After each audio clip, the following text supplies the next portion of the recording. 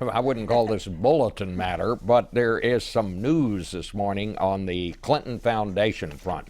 The Clinton Foundation has put up a message on its website saying, yes, we made mistakes, as many organizations of our size do, but we are acting quickly to remedy them and have taken steps to ensure they don't happen in the future. This obviously has to do with these donations that were coming in to the foundation from overseas groups and so forth while Hillary Clinton was Secretary of State and after. Peter? Yeah, I think, look, this is a big issue for Hillary Clinton because, in fact, it goes back to some of the issues we've been seeing with the Clintons going to the 90s, which is the interaction between money and politics, money and the Clintons in particular.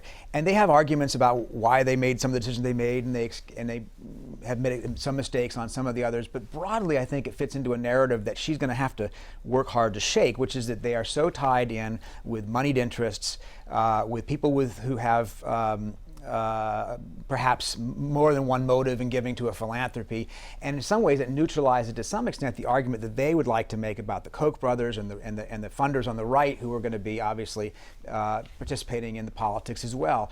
And I don't know where the voters go with this. It's be interesting to see how they decide to settle this. Oh, when they say we made some mistakes and we're going to correct them, Kim, what in your view would they need to do? It's all a mistake. I mean, look, the issue here, the Clinton pushback on this now is there's not a shred of evidence that we did anything wrong.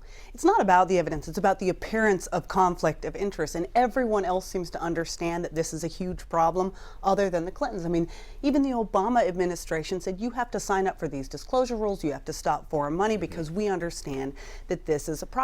But the Clintons seem to think that the normal rules don't apply to them. Today they put out the statement that said, well, yes, we did make mistakes. They've got to stop all donations. And you think they should stop it? Yeah, they have to. Should they How can give you some have a back? president of the United States who in any capacity is tied to a foundation that's receiving money from corporations or foreign governments, and that question of appearance of conflict not be present? Should they give back what they've already got? Yes. You think so? I think it's hard to unring that bell. 3 quick points here. One is, despite a lot of kind of smarmy suggestiveness, there is no evidence, and I think it's important to say this, of any kind of quid pro quo of official action in return for donations. Number 2, this is a problem, I agree with what was said, that is inherent in the nature of having an ex-president raising large amounts of money for a good cause while his wife is A, the Secretary of State, and B, a presidential candidate. So this was going to be a problem from the get-go. And C, or 3, wherever I am, sorry, the notion of the sloppiness and the greed that follows on this sloppiness with failing to report donations or failing to get your tax returns right or failing to comply with the rules, and greed in terms of taking donations from particularly questionable people is simply inexcusable. It seems to me that as a purely political question, the voters have to figure out something. What this goes to is if there is no quid pro quo, if there's no proof that money came in and a decision was made, there is this question of trust. Can the Clintons be trusted to follow the rules, especially when they're making some of their own rules? And that has to do not just with the foundation and whether they abided by the agreements with the Obama administration, but of course with the emails as well.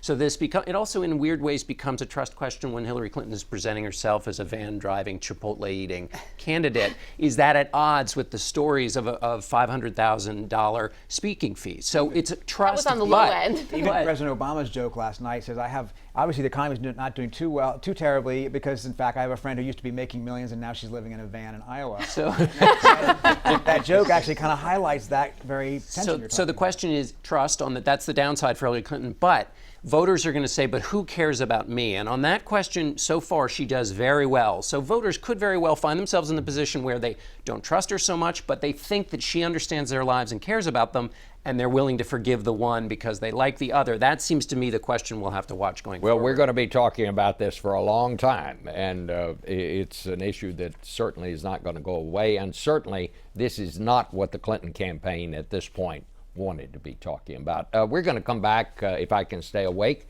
with some of the best moments from last night's White House Correspondents' Dinner. Stay with us.